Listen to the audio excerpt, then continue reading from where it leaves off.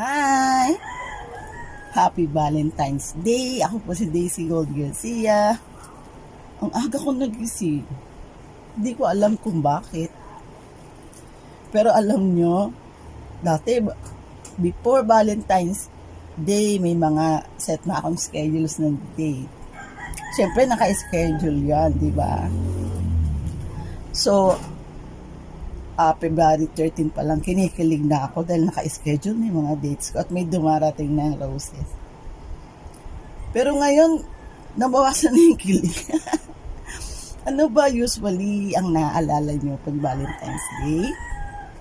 Ako naaalala ko yung first love ko, Valentine's Day, nag-date kami, punta kami Greenville Church, may aviary doon lang kami, nagkikwentuhan lang kami, at dinner kami.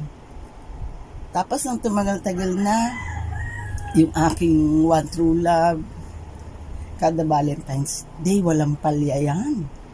Nagpapadala ng roses siya ng ganitong handaan na kami. Hi, Timong!